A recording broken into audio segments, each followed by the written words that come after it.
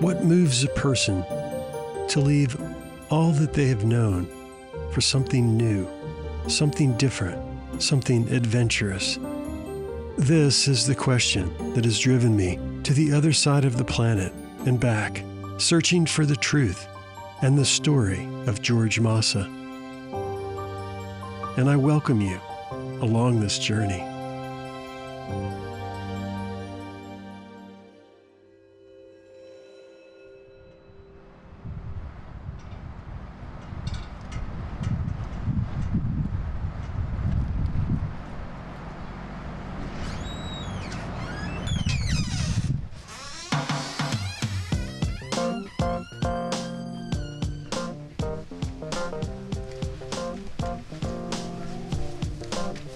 I've always been drawn to old things.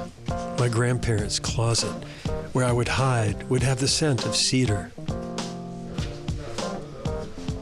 I would open boxes that contained cameras and photo albums, revealing faces and places from another time. I was always searching for something. There are places I still go to hide, to look at old things, but really, I'm always looking for George and his photos. It was January, the year 2000, when I first saw a photograph of George Masa sitting on a handmade go-kart. A photo album had been donated to the library, and the newspaper ran the curious image from 1917. And from that moment, I've been immersed in, fascinated by, and a bit obsessed with Masa. His photos, his mapping and trail work were remarkably influential. He's known as one of the founders of Great Smoky Mountains National Park and was instrumental in the making of the Appalachian Trail. In 1961, his friends had a mountain named after him, and more recently, he was celebrated with a historical marker. But virtually nothing was known about him and what was inspiring him before he came to the mountains of North Carolina in 1915. 2 decades have passed, and my obsession with Masa and the power of this history would not go away. Then some fascinating clues surfaced. Letters written by Masa in Japanese that we call the Yama letters that had never been translated. So writer and researcher Janet McHugh and I went down the rabbit hole to try to tell this story in a book and new film, exploring new archives and bringing in new experts to prove new theories and to finally solve the mysteries of George Masa. A Life Reimagined, the George Masa story, is made possible in part by Explore Asheville and by Omni Grove Park Inn. Additional support has been provided by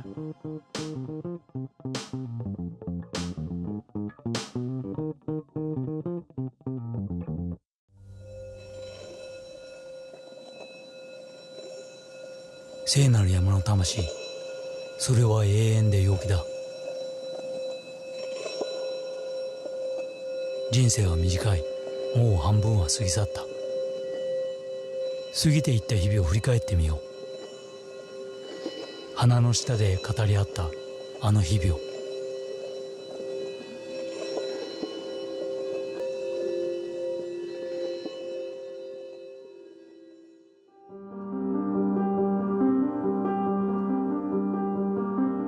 On Sunday, July 11, 1915, George Masa walked into the Grove Park Inn in Asheville, North Carolina, after just arriving on a train from New Orleans.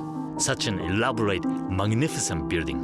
Like so many of us, when George Masa arrived in Asheville, he fell in love with the mountains. But then to see this wonderful, very unique hotel, that had an attraction to George Masa as well, because he loved the outdoors, he loved the mountains, and I'm sure he just loved coming up to the Grove Park Inn with the idea that, hey, I could work here.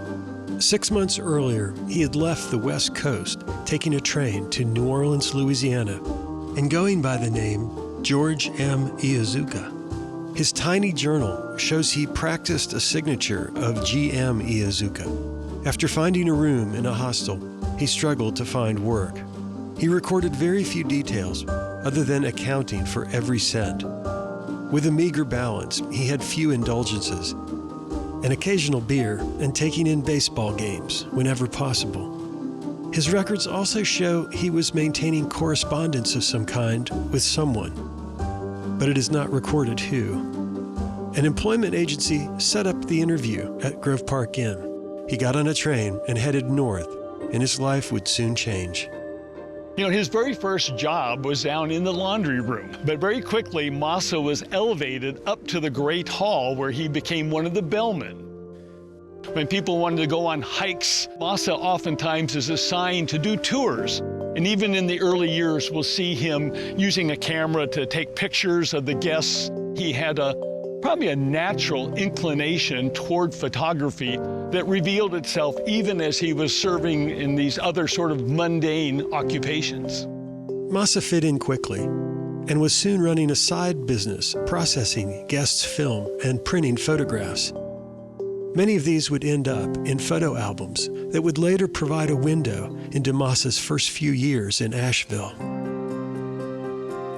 In 1916, with the United States about to enter World War I, tensions were rising, and people with foreign descent were becoming suspicious.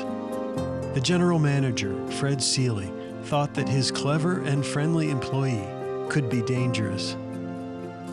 2 different times, Seeley brought in federal agents to investigate Masa, as Masa's photography and map-making concerned him. And so he begins to question whether or not, George Masa is the naive young Japanese immigrant that he appears to be. Both times, the agents found the amicable photographer to be no threat, and Seeley relented.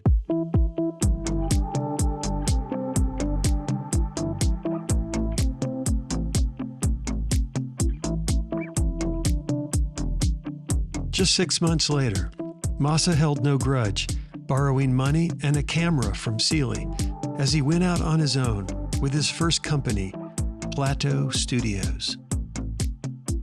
Masa hired staff that processed and printed photos for customers who dropped off film at Smith's drugstore just below his office. And Masa networked his way through the city. Soon he was working for both Asheville newspapers and doing photography of all types, including many visits to the baseball stadium in Asheville, where the local Asheville tourists played. Masa's specialty was scenic images that promoted the area and were soon sold as postcards.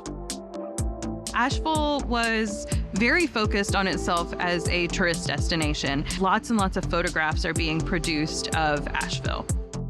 His photos were remarkably sharp and well exposed. The speed at which he was able to master photography is extraordinary. The variety of his work is also phenomenal, as it was throughout his career.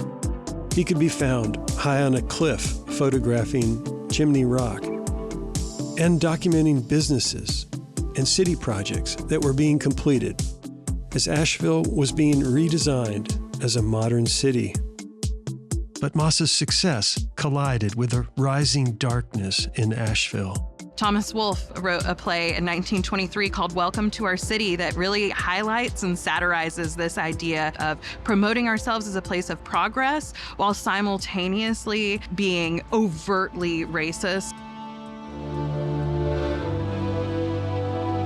On November 17, 1921, Masa's studio was raided in the middle of the night by the police, led by a leader of the local Ku Klux Klan.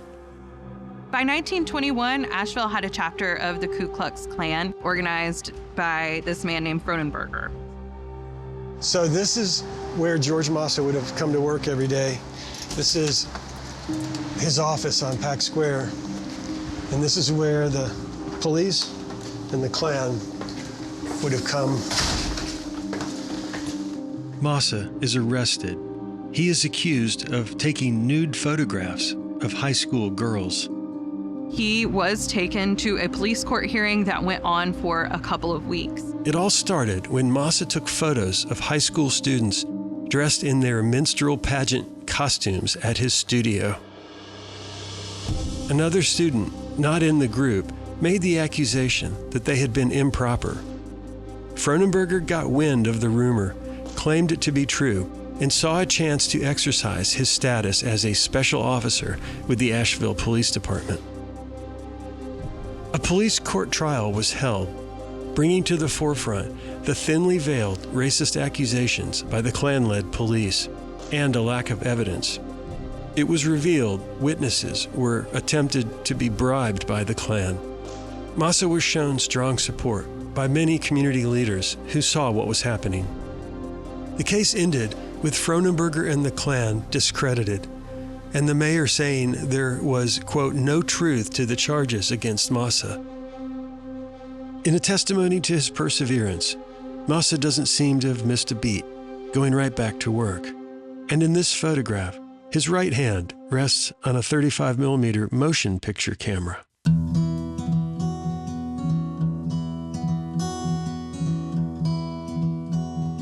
We have no idea how Masa learned motion picture photography, but starting with his first business in Asheville, he advertised that he could make motion pictures.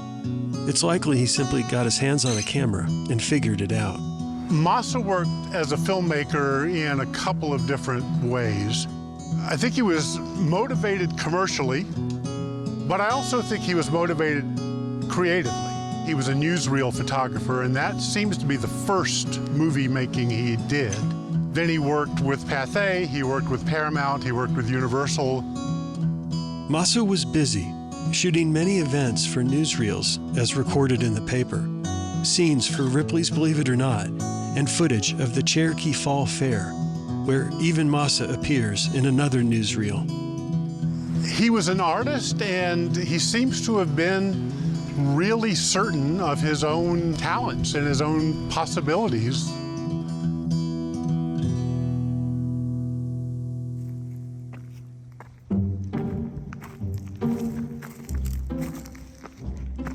Researching George Masa's life has led me to many of his favorite trails high in the mountains, and down countless rabbit holes. I've been looking for this spot for a long time, and we got a tip that maybe this is it. One of the most iconic photos of Masa is him standing on a rock outcropping, waiting on the right moment to trip the shutter for a photo.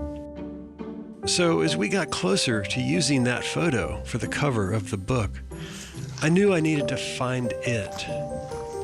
Masa worked long and hard to blaze trails, map, and identify spots like this. So Masa, of all people, would want us to get it right. I'm on the Graybeard Trail in Montreat, North Carolina, and this is a trail that George Masa hiked on with the Carolina Mountain Club, and I'm gonna retrace his steps, or do the best I can to do that. For years, it had been described as Masa on Graybeard Mountain, but it didn't sit right. I'd been up Graybeard a number of times, and as I researched this, I explored it again, looking for that rock. And I've shown it to a lot of people, and they don't know where it is either. So I've been doing research, trying to figure it out. But now I'm doing field research, a hike up here. Of all the mysteries of George Masa, this one is relatively minor, but it still became a quest within a quest. So I'm at the top of Graybeard Mountain, and it is spectacular. It's really just fantastic. But this is not the spot. Just like all things Masa, there's still a mystery involved. But the answer is out there. I just have to keep looking.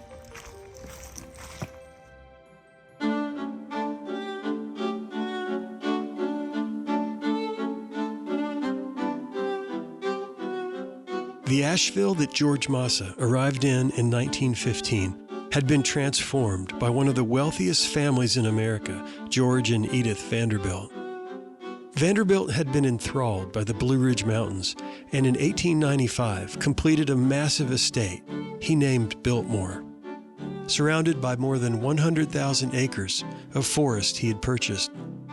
It was both an opulent display of his interests in art and architecture and a scientific experiment for him, as he was pioneering changes in the way America managed forests.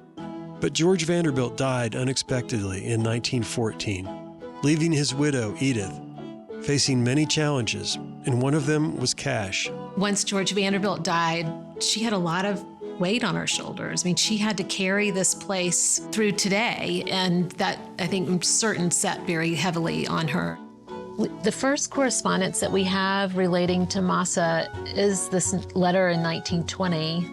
She sold the vast Pisgah forest to the U.S. Forest Service, and Masa was there, capturing the moment, which likely introduced him to Edith Vanderbilt. So this is Edith, and this is Governor Locke. He was the governor of North Carolina at the time, and Cornelia. And then he goes on to say, the pictures are superb, and Mrs. Vanderbilt will gladly avail herself of your professional services whenever she has the opportunity to do so. Edith certainly recognized Masa's abilities as a photographer in creating beautiful photographs, and I think those two worlds probably collided. Pretty soon after that, we see Cornelia's birthday party happening in 1921, and Masa comes back.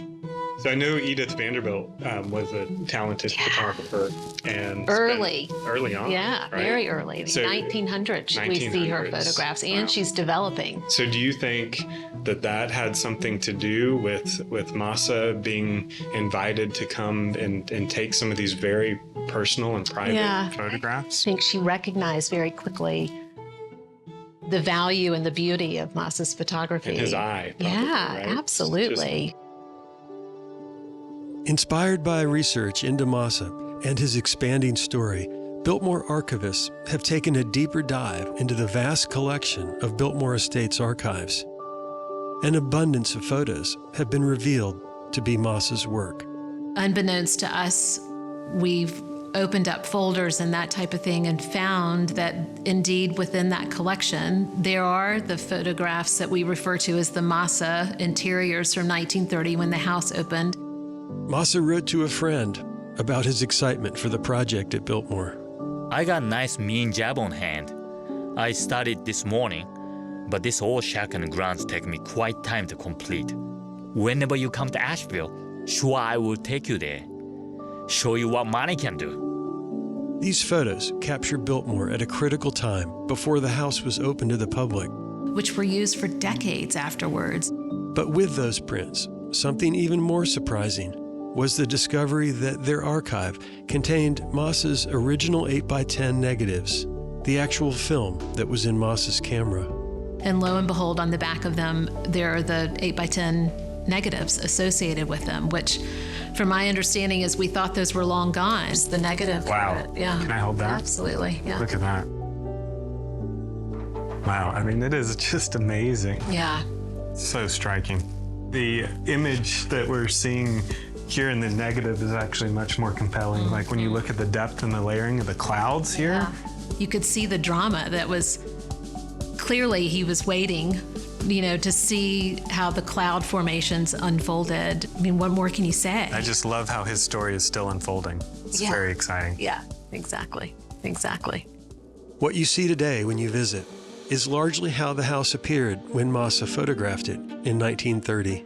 Every time we go in to do any kind of restoration work, interpretation and restoration work inside Biltmore House, we immediately come to our archive. And these photos are some of the earliest that we have. The descendants of the Vanderbilts have preserved the immense and amazing house and property. It's still a masterpiece of design and construction, landscaping and history.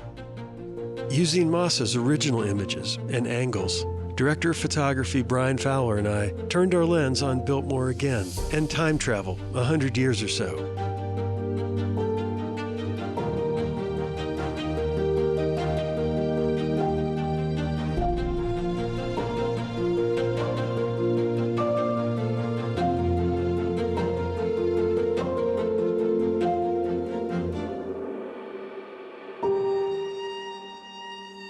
The George Masa negatives found in Biltmore's collection are the only ones that are known to have survived from some 4,000 or more that disappeared in the late 1950s. But through the decades, and through the work of many, an abundance of Masa's prints have surfaced and been identified, preserving an invaluable window into the Appalachian region of the early 20th century.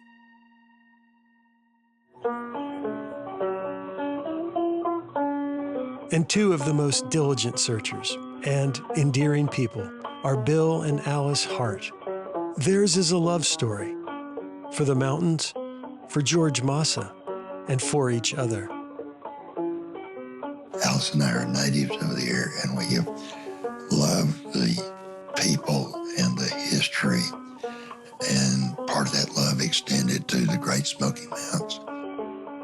We were immersed, and our lives were just a part of the Smokies from the very beginning. So it just made sense, once we got a view of Masa, that we wanted to know more, and that he became an important part of our lives. We grew together in that, but George Masa was a footnote, was not a great deal known. And so, starting almost 3 decades ago, we began collecting Masa ephemera because his photographs are symbolic of his life. Bill did more than collect. He hiked every trail in the Smokies and wrote an article about Masa that was published in 1997. That was the first expansive presentation of Masa's story. He quickly ran into the mysteries and dead ends, but those were some of the intriguing elements that inspired me to dig deeper in 2000 and make the film The Mystery of George Masa. And 20 years later, Bill helped to make possible Masa's historical marker in downtown Asheville. He captured the cloud forms. He captured the light and shadow. He captured the framing to make it meaningful, even though he has been dead for many years, that those images still speak to me in that way. You know, all of those images that we see firsthand, I would say, are embedded in our souls and who we are. It tells its own story. It's a group of young people holding hands around the gigantic poplar tree. But I just like the playfulness of it, and if you saw the image of the tree without the people around it, you would have no idea of the perspective, but it is creation. Bill and Alice love sharing George Masa's story, and they donated their collection to Western Carolina University's archive for people to study and enjoy. And Bill and Alice, with their grandson, Will, were among the first to take it all in. It brings me to tears, just to see his work and see it so beautifully presented and remembered. And we go back to all the times as we collected these things and how much each step that we took meant to us. And we would always laugh and say, "It's for George."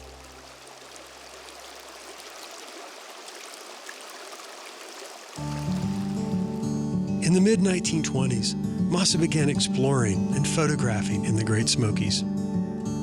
And he sent photo albums celebrating and lobbying for it to be a national park, to the White House, to the governors of North Carolina and Tennessee, and to the head of the National Park Service.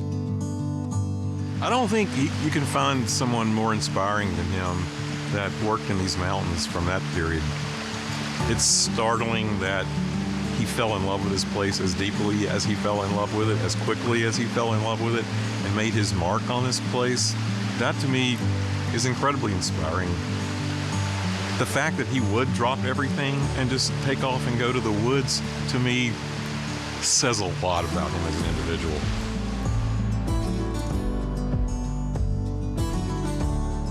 When you look at his photographs, you feel how beautiful he saw this landscape. You can really see the effort he put into maybe standing on a mountaintop for hours and hours waiting for the perfect lighting and the perfect shot, knowing that he was carrying camera equipment half of his weight, bushwhacking through things, but then also knowing that maybe he went through some xenophobic experiences. Maybe he had experiences with racism, but that still didn't stop him from capturing how special this landscape is, because it offered him a new start, a way to really leave a mark on a place that he didn't think would maybe accept him coming here. Masa has long been known for his contributions to the creation and preservation of Great Smoky Mountains National Park. His photography and his advocacy were relentless from around the time when he first met Horace Kephart, and their passions aligned for saving the remaining virgin wilderness and turning these mountains, rivers, and trails into a national park. I mean, it's hard to imagine getting your hands around 500,000 acres, you know? He and Kephart seemed to have an ability to do that. The place informed him somehow creatively like I think no other place. Here were these two individuals that really kind of lived this place. Kephart was a revered librarian and writer who had come to these mountains 20 years earlier following a stress and alcohol-fueled breakdown in St. Louis. Well, you know, I think Kephart was attracted to Masa because he was a good photographer. Kephart was always looking for good photographs for his books. I think Masa knew the breadth of knowledge that Kephart had. I think between the two, with their images and Kephart's writings and knowledge, that I don't know of any other two people who could make such a strong case for preservation. And for many eyes, George Masa's photos were the first images they had seen from atop the highest mountains and along the most beautiful rivers. Masa went to many vistas that had never been captured in photos, taking thousands of pictures and published hundreds. The nation was beginning to embrace national parks, but still, this was, in a sense, a battle of vision. The land was owned by timber barons and homesteaders, but Masa and Kephart focused on swaying public and political opinion towards the idea, which ultimately succeeded.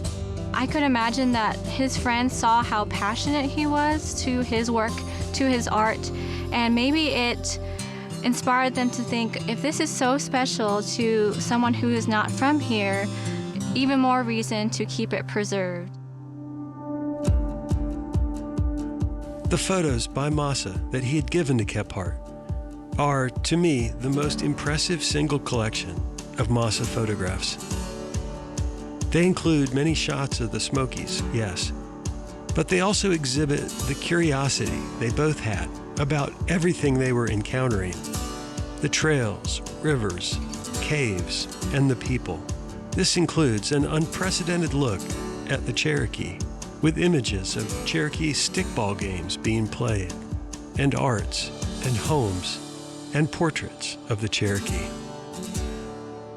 In March of 1931, Masa and Kephart were thinking about the future and had plans to open a business near the park, described by Masa as a rustic place to sell photos, mountain crafts to visitors. Masa's hope was, I like to make money enough to take trips in national parks whenever I like to. In April 1931, Kephart was suddenly killed in an automobile accident, and it shocked and grieved Masa in ways he said he'd never experienced. It shocked me to pieces. This morning I have read paper in headline, Horace Kephart killed. I couldn't believe it. And just a month before his death, Kephart had written to Arno Kammerer saying essentially that Masa had done the lion's share of the work, and that he, Masa, deserved a monument. The loss of his best friend devastated Masa. But even in the midst of the Great Depression, he pushed forward with everything the two were working on together. We must keep going on what we have in our hands. I like to carry out what Kep wanted. Certainly the most challenging time, because it was in the middle of the Depression. He had no income coming in. He was sick, and yet, you know, he wasn't about to drop any of those projects. They were important to Kephart, and they were important to him. In 1932, when the Parks Commission finally closed the deal to purchase much of the future national park from Champion Fiber Company, Masa could hardly restrain his joy, writing to Myron Avery in all caps, saying, "It was the greatest news I ever heard in my life. 3 cheers for Great Smoky Mountains National Park. Wish kept hear this news. I'd like to see what he does, but..." Well, I think it's an incredible tribute to a friendship. After Masa's death, an obituary said this: "Each was a philosopher, an ardent lover of the great outdoors, and these common ties brought their souls into the closest of kinship."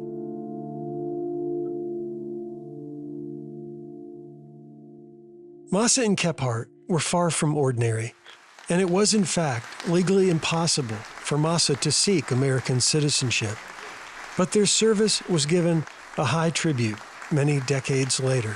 Thank you, everybody. And protecting this legacy has been the responsibility of all who served this country.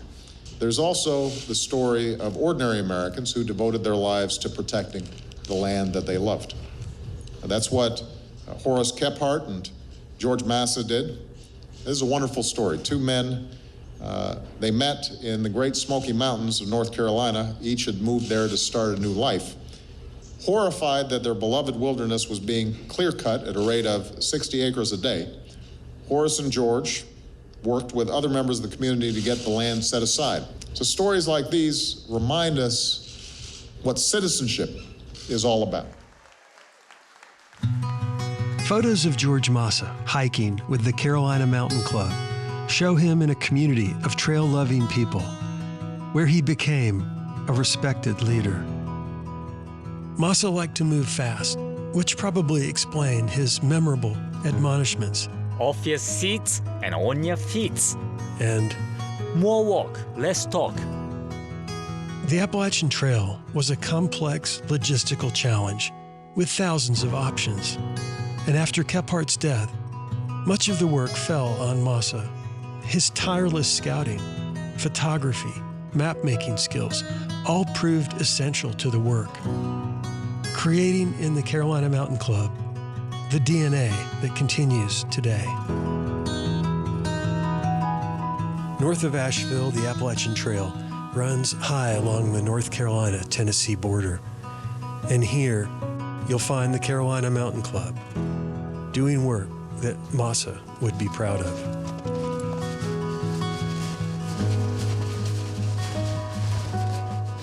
The Carolina Mountain Club maintains about 440 miles of trail in western North Carolina, and we have crews that are out every day of the week all over these mountains. And we maintain 94 miles of the Appalachian Trail. And on the Appalachian Trail, there's a shelter about every 8 to 10 miles. So this is the Asheville Friday crew from the Carolina Mountain Club, and these are volunteers that come out here every Friday and do trail work on the Appalachian Trail, basically. And today, they're bringing in a bear food locker, which is where hikers and backpackers will be able to store their food. And that'll keep the bears safe because they won't be going after human food, and keep the humans safe because the food will be away from the bears. And we're putting these at each shelter that we maintain.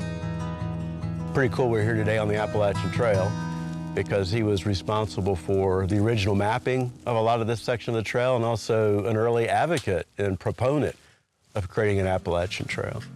And we're still practicing many of the things that both George Masa and early founders of the club began then. So that's Masa's legacy today. People like David and the volunteers are all being empowered to some extent by Masa. Being on the trail and being useful are deeply important to people. I know they were for Masa as well, but why?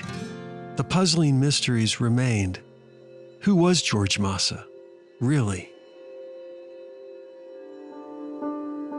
自分が通ってきた道を振り返ると、荒い折り目と渦が見える。When someone dies, a door closes. And this was the case when George Masa died in 1933. Just a day before, he'd asked a nurse to summon his close friend, Barbara Ambler. For I have something important to tell her. But she could not get there until the next day. and then he was gone, never knowing what he wanted to tell her. A regret she still carried when she was 93 years old. The story goes that this hillside was covered in black umbrellas on a rainy day, June 1933, when they buried him at only 48 years old. And below me are the bones of George Masa, 6 feet down in a steel casket that his friends paid for. No one really knew the secrets that were there that he admitted to people were there, but did not disclose. Another friend of Masa's, a newspaper reporter named Glenn Naves, wanted to find any surviving family in Japan. But this was made more difficult, as his obituary described him as never talking about himself, even to his most intimate friends. But it did mention the possibility of a brother. So Naves wrote a beautiful letter to the Japanese ambassador, describing Masa's accomplishments and calling him the finest and most noble character I have ever known. The ambassador contacted the Tokyo police, but after an extensive search, they found nothing. No one in Japan recognized the man. This letter was found by our team in a Tokyo government archive 20 years after beginning my research into Masa, and helping make sense of the fact that for almost a century, we've all been searching for the wrong man. George Masa touched a lot of people, and he probably had a lot of friends that we don't know about. But this particular friend wrote to Japan to try and find out George Masa's family to let them know he'd passed away. He couldn't find anything. Nobody could find George Masa's relatives in Japan. It was very sad. But we now know that's because he wasn't George Masa. But he never fully revealed himself. And now we can share with the world who George Masa really was. This is the house where George Masa was living in 1933 when he died. The house of Sally May, the mother of Masa's friend and dentist Hugh May. This is where letters that we call the Yama letters were found. The May family had found them after Masa's death.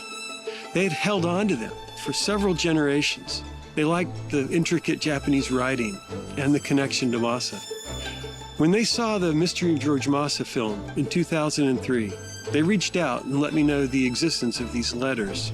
It's a bit complicated, but it took years to get copies. And when they were translated, they revealed stories told by Masa about someone by the name of Yama who had lost a significant amount of money and decided to end his life because of it. These letters were written by George Masa on a cold January evening in 1921, and curiously, they were still in his possession when he died in 1933. A genealogist loves the hunt, right? And we also need to let the documents tell the story. We can't insert ourselves into the story, but the documents showed us who he was. They revealed so much. The Yama letters were complex and difficult to translate, but they became our Rosetta Stone of sorts to unravel George Masa's backstory. He mentioned so many names that turned out to be real people. He mentioned life events that turned out to be real. He referenced Shakespeare. He referenced a Japanese novelist. He referenced mountains. I think we really learned a lot about the character of George Masa. Our research team described them this way. These letters from Masa about the exiled Yama seem to be a confession, a baring of his soul, an apology, and an expression of his remorse. Masa writes to several of his friends, Miyasaka and Matsui, and describes Yama in the third person. But Masa felt the need to tell his friends the story of Yama's birth and early years, painting a picture of a boy rejected many times, but finding peace in the mountains. This is an ancient path from Tokyo to Shizuoka. It's called the Old Tokaido Road, and to be here to see this trail, to walk these stones, this is an integral part of the George Masa story. Dear Miyasaka, Yama was never blessed with an opportunity to tell you the reason for him coming to the United States. It was his wish to disengage himself from his family troubles. It was a different motivation from other young people dreaming of a life overseas. His was to escape from being a stepchild. Yama's original family, Takahashi, led a comfortable life with land and house in Asakusa. But Yama's mother died after she gave birth to Yama, when his father married a second wife. The first son remained with the family, but the second son, Yama, was sent away to stay with his aunt as a nuisance. Then, 3-year-old Yama crossed the mountains of Hakone in a palanquin to be a foster child of his grandmother's relatives. He traveled far along the Tokaido Road in an old woman's arms and was raised in the land of Shizuoka. It was when Yama was in the 3rd year of middle school, Yama's foster parents adopted a daughter. His foster mother full-heartedly loved this girl. The adopted father poured his love only to his younger sister, and the father treated Yama terribly and harshly. When he was in high school, he was already heartbroken, and his sworn friends were all he had, and did not know the warmth of a family and home. Yama always felt like a character in a book. His whole life was a novel, a miserable novel. These letters were drafts of letters, and they provided names and clues that led us to the theory that Yama became George Masa. But all theories have to be proven, and our team in the US and Japan looked at thousands of documents and photographs in the effort to connect the Yama letters to reality.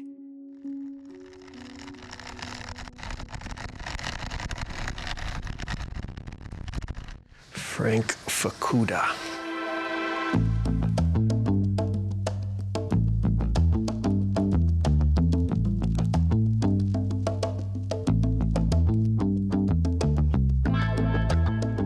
Two of the thriving Japanese communities on the West Coast during the early decades of the 20th century were Seattle, Washington, and Portland, Oregon. And here in the archives of the University of Washington, the Seattle Public Library, and the Japanese American Museum of Oregon, So, as far as I can tell, we uncovered one of the more surprising elements to George Masa's story, that the friends he'd been writing to in the Yama letters were indeed his best friends, but even more, baseball teammates. The name Yama began turning up in line scores and on sports pages in archival newspaper searches in the Pacific Northwest. Photographs of Yama's teams, someone named Yam Endo, and then the same person listed as Shoji Endo. That person looked just like George Masa.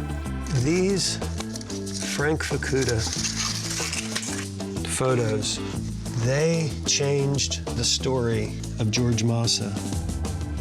And then our researchers in Japan found images and stories of the same Endo in Tokyo magazines covering Japanese baseball in America. 同一人物の可能性もあるんじゃないかっていうのを、これはもうアメリカ側のチームの人たち皆さんもその可能性もなんか考えてるっていうのは聞いてて、そうそう、それでこれをこの2つの写真でこの写真見つけたら、そうそう、最初にじゃんって思っちゃったんだよね。そうでお二人の意見を聞こうと思って。 Here is Shoji Endo right here, played second base on this team. So this is a great photograph, and Shoji Endo is right here. This photograph and a few others, we digitized, of course, and used facial recognition to confirm 99.9% accuracy that Shoji Endo was George Masa. That's where we were able to really prove, if you will, the identity, right? They were the same. Looking at those photos, they were the same person. There was no question. But of course, we had to take it a step further. With this clarity, we dug deeper into research on Shoji Endo. And it was made clear the stories Masa had written about Yama in Japan and America were truly his story. He moved to Tokyo after high school and first sailed for America in 1905, only to be rejected in San Francisco and sent back to Tokyo because he had contracted a contagious eye infection aboard the ship. Back in Tokyo, he enrolled in Meiji University and also worked a job as a newspaper writer, just scraping by. In school for less than a year, he then again sailed for America late in 1906, where we had first found him playing the game he played in high school. And Shoji Endo was a heck of a baseball player. From around 1908 through 1914, Endo played for a variety of teams in Seattle and Portland, including the Asahi, the Mikados, and the Nippon teams. A newspaper report described Yama as a splendid fielder, making the most sensational catch of the game with one hand after a long run. And another newspaper saying mountain climber Endo's Mikado style of training has given the team a great advantage, and all the Japanese in the city have joined the cheering squad. So the Issei were just absolutely passionate about the game. In our culture, we number our generations. The Issei were the immigrants from Japan. The Nisei were the first American-born. Amasansei. Our kids are Yonsei, fourth generation, and our grandkids are Gosei, fifth. When it came to the Issei coming to America, we have a famous Issei quote. Takeo Suo said, "Putting on a baseball uniform was like putting on the American flag." And maybe some of the Issei felt that way. Well, I think from Shoji Endo's point of view, he saw it as a way to gain immediate respect. He'd gained respect on the field and as a leader of the teams, and even some celebrity in the community, with columns in the Japanese language newspapers expressing respect and affection for him, while also calling him a lady killer. 直美さんはこれ自分で書いてんじゃないか。だってこんなことさ、なんか第三者が言う。でもね、私これ結構かっこいいって思ってかっこいいだろう。He knows he looks good. Yeah, he's showing off, you know. But in the Yama letters, he told his friends he had always been mystified by his popularity and saw himself as a rustic boy, not a playboy. Nonetheless, in Portland, he was dating a popular barmaid who he'd first met in Seattle. But his life, as he knew it, was about to end. 今日遠藤昌司が死んだ。そう、まさに怒りで死んだ。雪で覆われた聖なる山。偉大な自然の聖なる寺院。遠藤はそこに迎え入れられた。遠藤の冥福を祈る。From the perspective of Yama's friends, Shoji Endo had suddenly and dramatically disappeared in January 1915, leaving a suicide note saying he's going to the Sierra Mountains to end his life.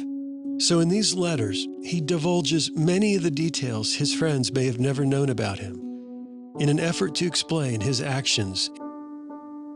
But in 1914, the baseball team was going to play in a tournament in Japan, and he was the manager of this team, but he didn't go with them. We don't know why he didn't go with them, but we do know from various letters that he was responsible for the team's money. And during the time that the team went to Japan, and we've got the names of the team, we've got their passenger records, all of that, Shoji Endo got married to a very popular barmaid named Tsuru Izuka. So why did he get married to Tsuru Izuka while the baseball team was gone? Then the team reported it was a financial disaster. Shoji Endo had lost or spent or embezzled or did something with the team's money. We know from the Yama letters he was remorseful, he was embarrassed, but we don't know the circumstances of how he lost that money. He's trying to explain how he left Portland owing what was then $1,500, which in today's money was around $40,000. From one aspect, Yama had been tricked into the cunning conspiracy of Fuduya and Yamoka. Was he tricked by the two business leaders, as he wrote in the Yama letters? Somehow his wife Tsuru and he were involved in this financial scandal, and they left. It is indeed a shame Yama had not taken the blame to himself. On another hand, it was only understandable that Yama could not admit his guilt, having been deceived by the old badgers. And that's when we see Shoji Endo's diaries in January, leaving up to the Sierra Mountains, and then he lays himself down in the snow and symbolically kills himself. It is a fact that he died once to apologize for his sin and intended to live again to fulfill his responsibilities.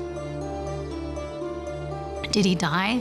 No. There's newspaper accounts that lead us to believe that everyone knew he didn't really die, but he was fleeing this shameful situation. His name is Masajiro Furuya, and he is listed as a president of Japanese commercial bank. One of the bankers who Masa said had tricked him had long been a banker for prostitutes, holding their money and possibly their freedom.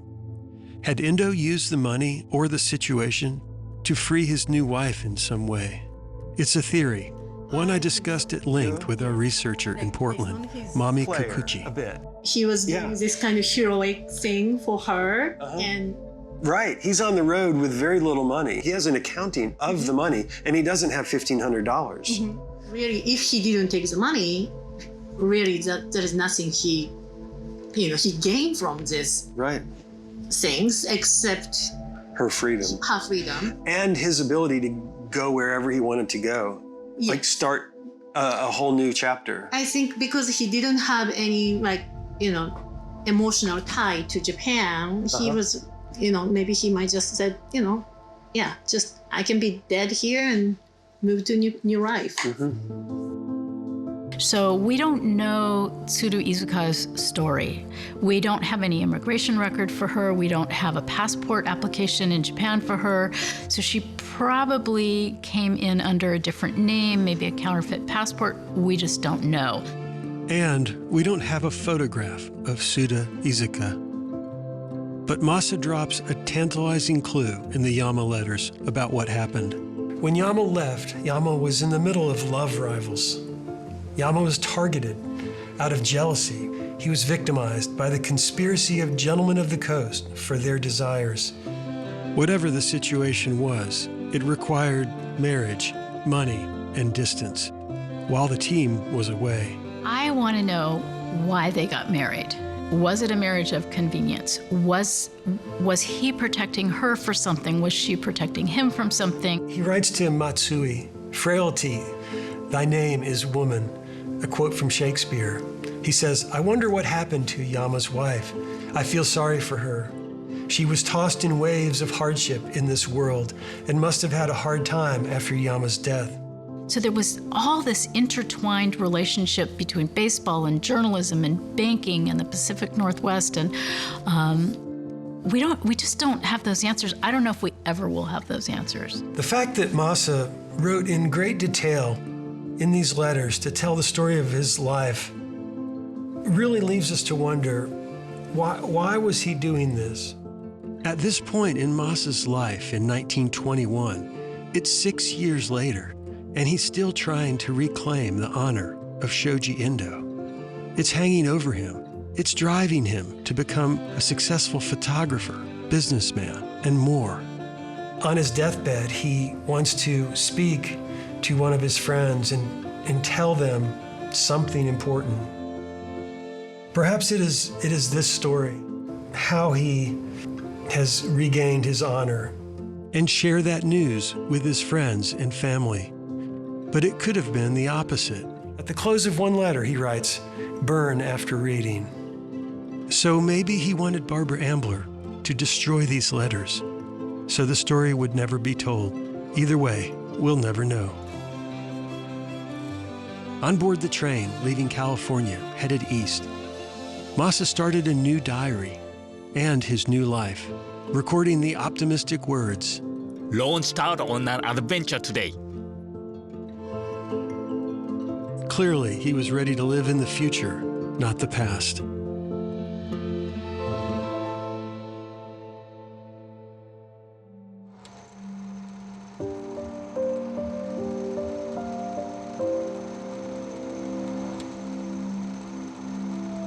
My first hike in the Great Smokies was when I was 7 years old, up the classic trail of Mount LeConte with my family, indoctrinating me into the magic of the Smokies as a place of refuge.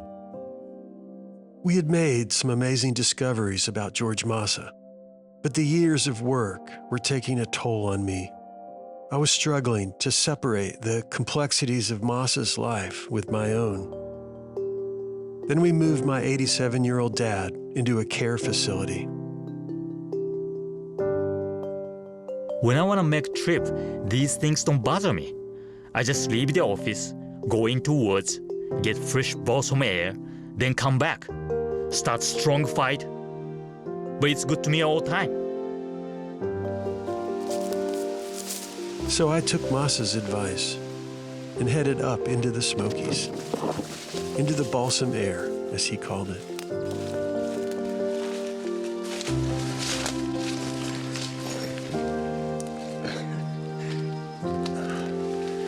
All right, George, I think we're here.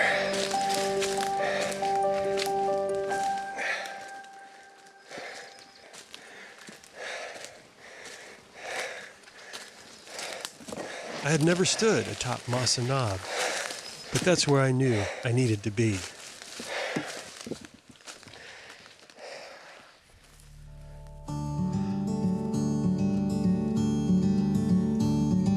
So this is it. Masa Knob.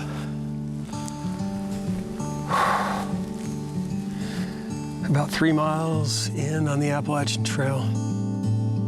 It's not on the main trail, I can tell you that. And it was named for him. And for that reason, it's special, it's sacred. He earned it. This is a perfect place to be named Masa Knob. Spruce trees surround us, moss and ferns everywhere. It's an honor to him. When he was in his struggling times in Asheville and his business was broke and the economy was wrecked, and this is where he would come. This is where I've always come for the real separation from everything else. Coming down off the mountain, I could look forward again, and our long-awaited trip to Japan.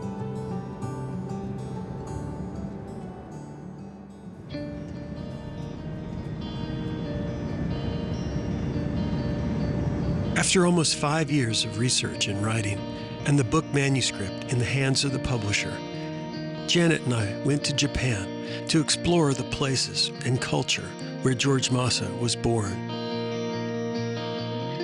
Meet the researchers who had been instrumental in our work to uncover the true story of George Masa. And connect with people who share Masa's passions, doing our best to return his story to the Japanese people who have never really known about his accomplishments. Here we are in Japan. I know. Early on, I think somebody said, to really know your subject, we had to come here. Yeah. You can't know the person without experiencing being in their world. Their Right, world, yeah. right. George Masa's world in Japan was filled with mountains. And one of our adventures there was connecting with a Japanese hiking club, the Shin-Itsu, that hikes and maintains a trail that was inspired by the Appalachian Trail. In 2005, a fascinating nature writer, Noriyoshi Kato, hiked the Appalachian Trail, returning to Japan with a vision to create long trails in Japan. Kato did not know about George Masa, but the love and beauty he found on the Appalachian Trail was inspirational and motivational, leading to the 110-kilometer Shin-Itsu Trail, 150 miles or so west of Tokyo. His longtime friend and photographer, Hideki Hoshino, reflects on Kato. まずとにかく、おそらくですけど、日本にまずロングトレイルっていう言葉がなかったんですよね。でそれを、日本に持ってきた、輸入したのが加藤則義だと思うんです。ただ自分が歩くだけではなく、そのシステムを日本で実践したいというふうに思ったわけですね。その、夢であり、加藤さんの思いであり、その形になったのが、信越トレイルなわけです。そして今ここにできた信越トレイルが日本でどんどん生まれているロングトレイル。Sadly, Kato died in 2013 after suffering from ALS, only 5 years after the trail was completed. But he, like Masa, left an important legacy. They are inspired by Kato Noriyo-san's dream, making trails along the border, going through the national park.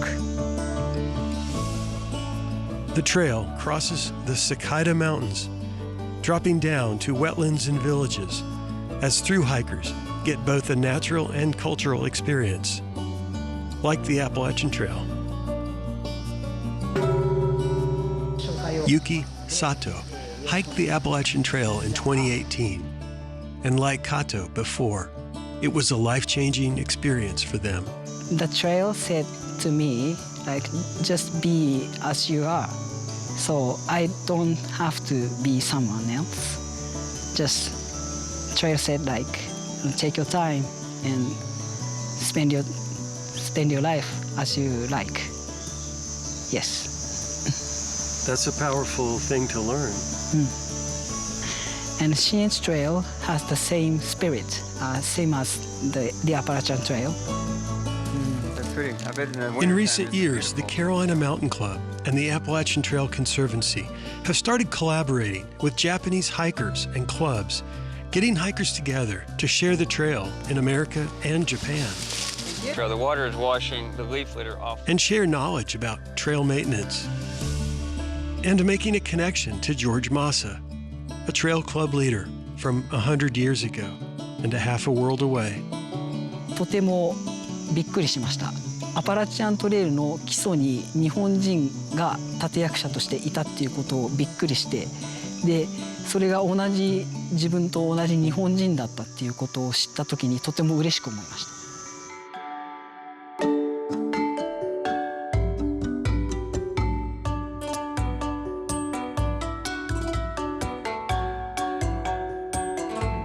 Traveling with our researcher and guide, Nagomi, we crossed the Hakone Mountains to Shizuoka, where Shoji Indo grew up, and to the school that still holds its records.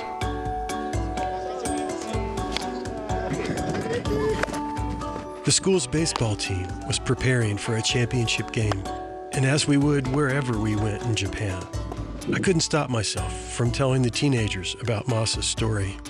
Here, his name was Shoji Indo, someone who went to this school who was your age, and he loved baseball. As a student, he enjoyed literature, and he enjoyed playing sport with his friends. Yeah. Pre-war? After the war. Okay. Shoji Indo was an average student, but excelled at sports, and the principal was excited to show us a photo of Shoji Indo as a member of the Ryodo Club, boys that love to play baseball, study literature, and hike in the mountains. Maybe one of his nature was, well, created while he studied here.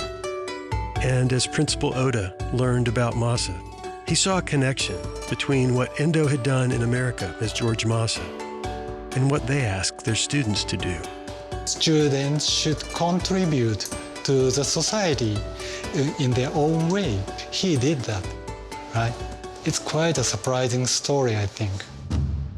For this school, baseball is very special.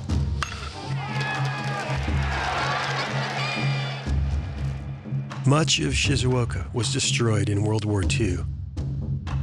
And from our researchers' efforts, we found the location of where Shoji Endo's house once stood. Obviously, much has changed, but a small temple across the street dated back several centuries and was certainly a place that we visited that we could share with the young Shoji Endo. Shoji Endo left for Tokyo soon after high school, beginning his life on his own. But in the midst of our adventure in Japan and the satisfaction of making this film, I faced one of the hardest moments in my life.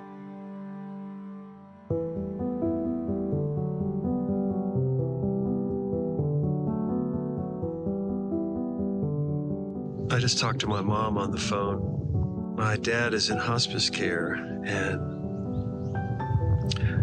I came on the trip hoping that I'd be back in time to be there with them and with him. But it doesn't look like that's gonna be the case. He may pass any day now, frankly, and I'm not there.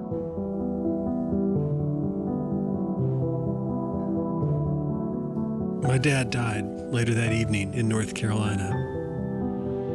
I got the text message from my mom driving back to Tokyo.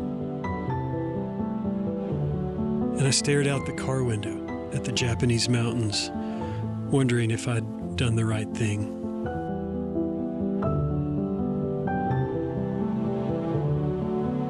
Why is Masa's story so important to me?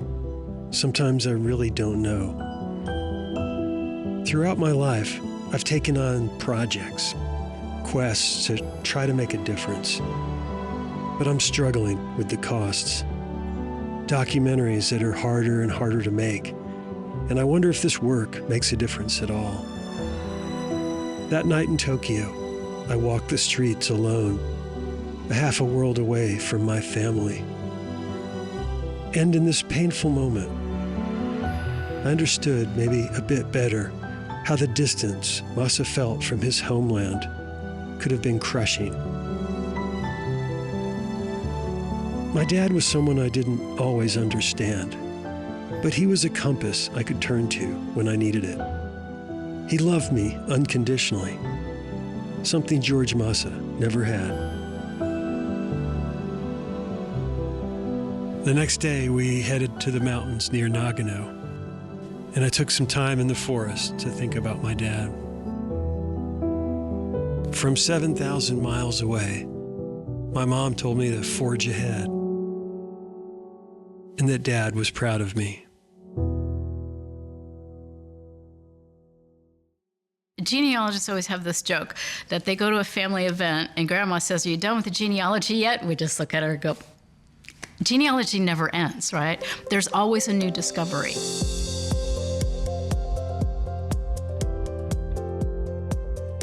After some whirlwind days of travel, research, and a lot of sushi, we left Japan for home. But I knew in the Masa world questions remained, and our researchers continued to work, blowing up a new world of information about Shoji Endo. I think that's what's funny, Paul, is that, you think you're done. The book is at the publisher, and then we get an email from Nagomi. I think it's a testament to how great our researchers are that they keep going back and looking for things. What they found was that in 1905, Shoji Endo had joined the first mountaineering club in Japan, the Japanese Alpine Club. And in the June 1906 newsletter, they reported that two of their members, Mr. Kiyosawa and Shoji Endo, had left for Seattle, promising to research clubs in America and send reports. Clearly, climbing was a huge part of Shoji Endo's life.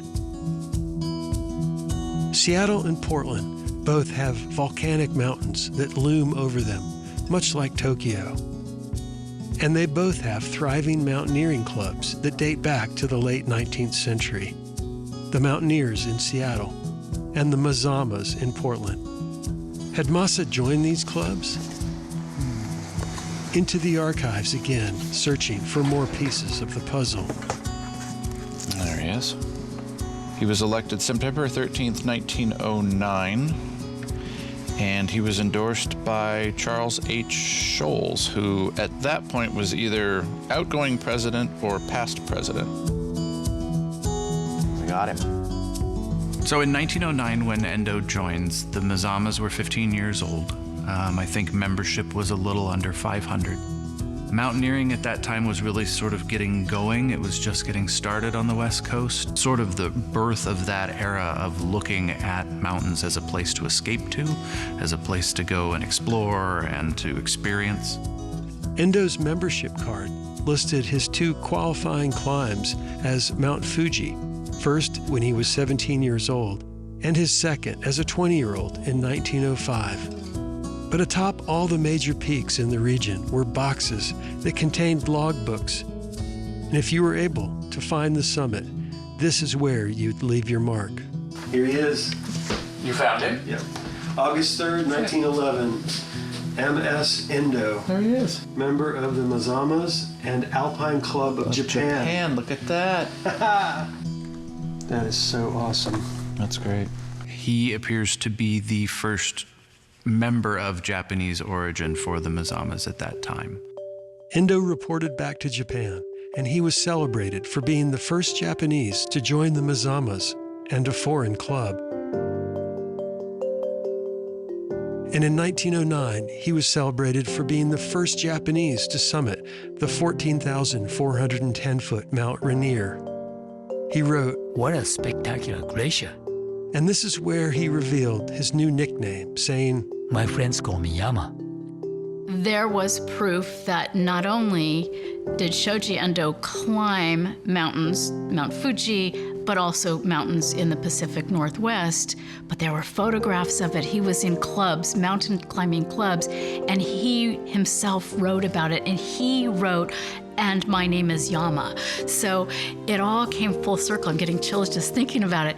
Yama can mean mountain, right? And he explains that. We knew that, we had figured it out, but it was confirmation at the end of 5 years of research that, wow, we actually found direct evidence that says my name is Yama and I'm a mountain climber and I have photographs to prove it. Party of 3, 2 Japanese and guide reached summit Monday, August 14th, climbed Mount Adams on August 7th.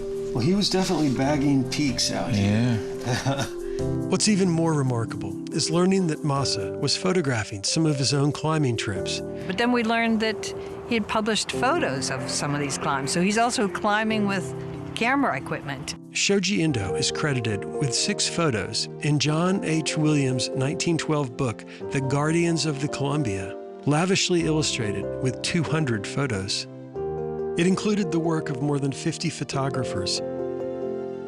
The Mazama Club was also working diligently in conservation, and this clearly informed Masa's future, as he would later step into the national park movement in the East and the Carolina Mountain Club leadership with confidence.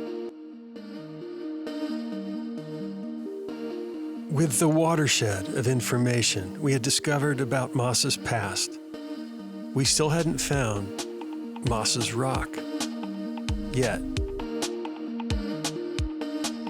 I think we're about 50 miles from Asheville. And this section of the Appalachian Trail was one that we know George Masa, the whole southern section of the Appalachian Trail, George was mapping and routing. And he was taking pictures during this time. This was taken around 1931. And we were right off the Appalachian Trail, which is right nearby. And we're right on the edge between North Carolina and Tennessee. It's just classic George Masa. He's got a jacket, he's got a friend there with binoculars, checking things out. He lived a cool life. Like he lived a very cool life and died too soon.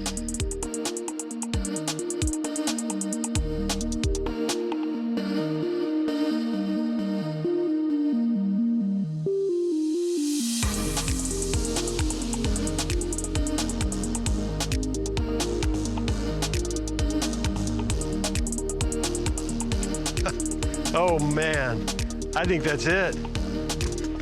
Wow. Absolutely. Yeah. Oh, this is awesome. This is it. This is the spot. Oh, it's so awesome. It's just beautiful. And that's got to be where they were taking the picture from, right over there. Ah, this is fantastic.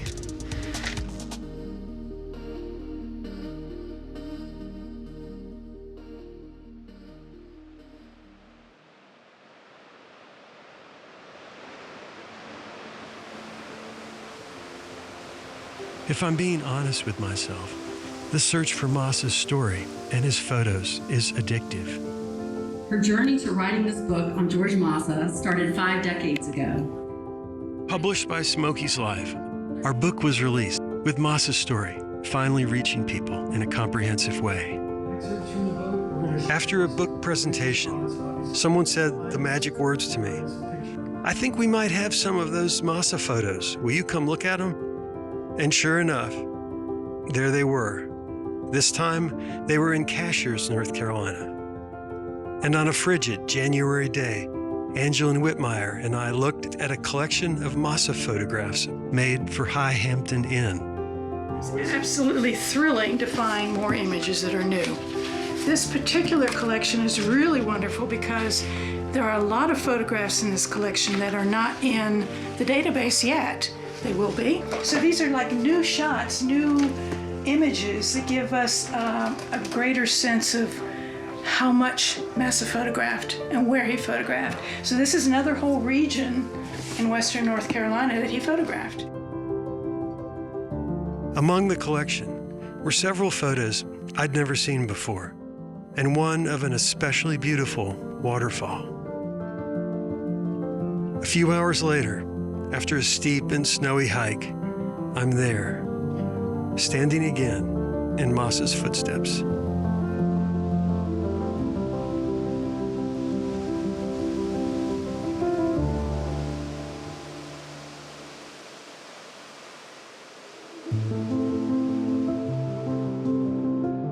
山道の奥深く、助けてくれる存在があるところ。魂の友はそこにいる。鳥は歌い、花は咲く。友よ、気をつけろ。神は自然の子供を裏切らない。Mountains, they were central to who he was. And that thread went through his entire life. シルバーマウンテンの光。別の世界。それは我々のものになる。そう信じる。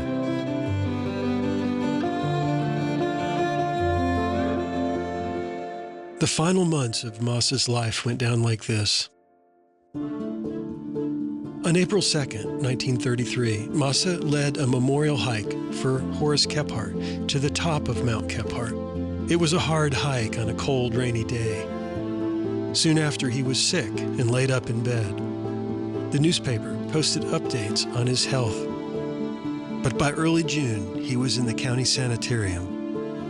In 1931, after losing all his money when the banks collapsed in Asheville, he had told a friend, "Believe me, my head is up. Never surrender." But this fight he could not win. On June 21st, 1933, he would die alone. It's a sort of a ironic mixture of the American dream followed by a true tragedy. This young immigrant who comes to America to follow his dream, and he does so, but at the highest price you can pay. Everything in this world is but a dream. Masa's poetry had expressed loss and regret, but equally a faith of some kind in nature and in God. Masa's funeral had been called a Christian burial in newspaper tributes, quoting a friend saying that Masa had become a Christian while in college in Tokyo. But Masa was also reported to have said, My church is out in the big mountains, under the trees.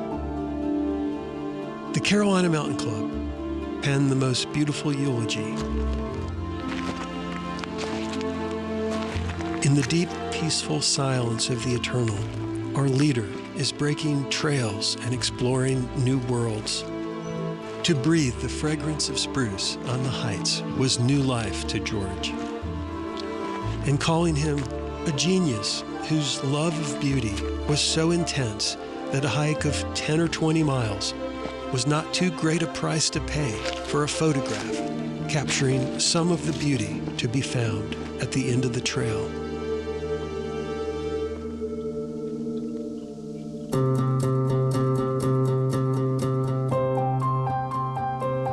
But what makes Masa so endearing and so fascinating is his total dedication to his craft. I can't help but wonder, though, did he always have sort of this burning desire to be his own man, to not conform? He saw his own strength and he acted to make those things happen. And through it all, his personality just sort of comes through. He was so real, even though he died in 1933. That's a long time ago. People want to tell the Masa story because it's inspirational. Totally, to me, changed his passion from a sport now to an individual endeavor, which is nature. Trails, mountains, the Smoky Mountains, the people he meets on the trails, the community, basically a new team. He worked so hard to protect the Smokies, and it's almost like he's giving us that legacy to protect the Smokies next. I mean, we are the guardians next. What a deep, inspiring person as an artist and as a human being.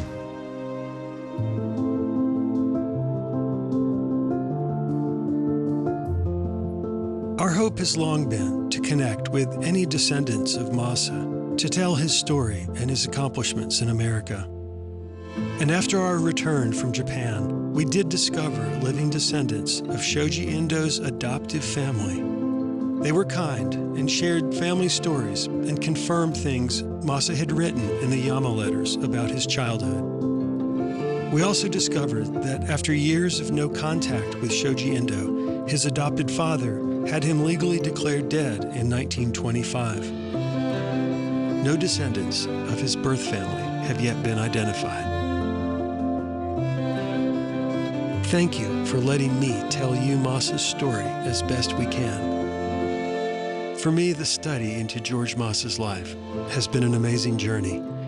From the young father and filmmaker I was when I started this search, decades of life have transpired. But through it all, his story and this work has filled my life with curiosity and passionate people like my co-writer, Janet McHugh, and many others who love history and value stories. Masa's legacy continues to grow and inspire. We can no longer say Masa's life is shrouded in mystery, but I think the facts of his story are even more empowering. From the Appalachian Mountains to Japan, people are hiking and giving back. The Carolina Mountain Club and many conservation groups work in the spirit of Masa, as his life contains simple but powerful messages.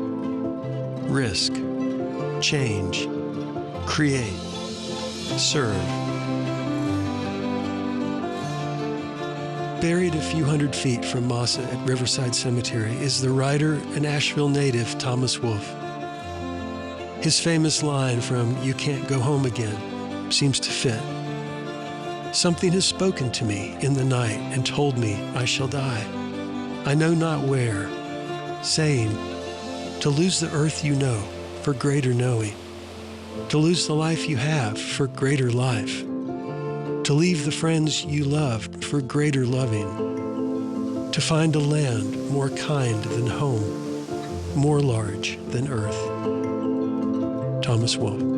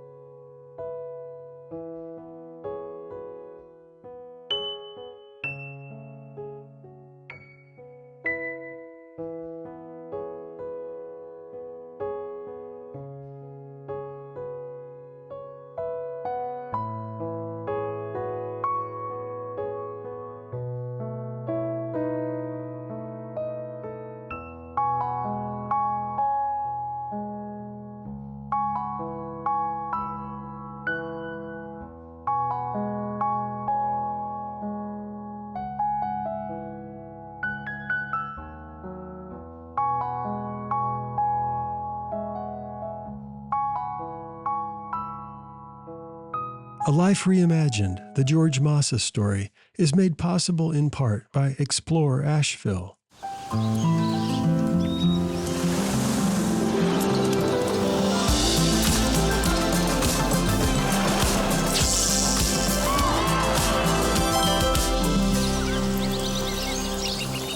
And by Omni, Grove Park Inn.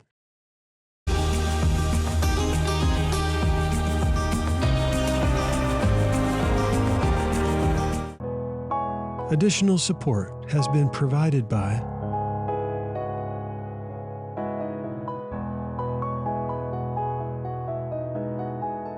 the award-winning book, George Masa, A Life Reimagined biography, is available from smokieslife.org. For George Masa research news, photos, and more, visit georgemasa.com.